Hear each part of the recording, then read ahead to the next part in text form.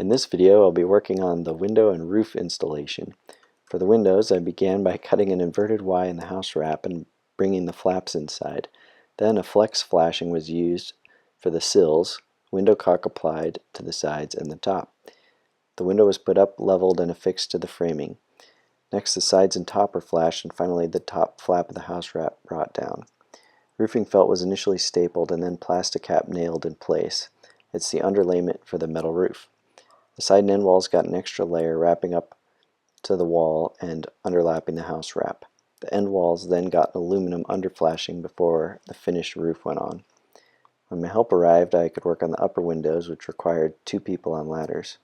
And then the final few windows were installed.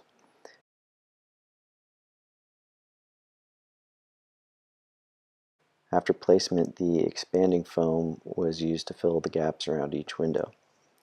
Next, the fascia was painted and the drip edge installed along the bottom edge of the roof line. The drip edge is the widest part of the house, so I made sure it was within the 8.5 foot width limitation. At this point, the actual roof panels could go on. Their lengths were pre-cut at the factory, but I did have to make cuts for width and lots of cuts around where the skylights go. Having the dormers added a lot of complexity to the roof, but should be worth the extra headroom. The underflashing was put down around the skylights before the metal, of course.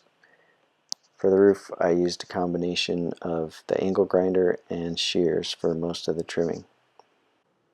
Throughout all this cutting, I had to keep in mind that every edge of this was going to be covered up by some type of flashing.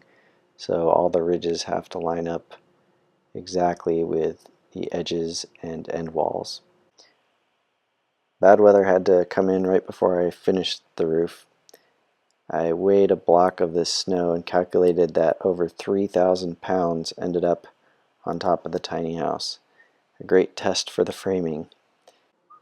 I used the time that it was snowing to work on the interior layout and electrical, so stay tuned for that video next.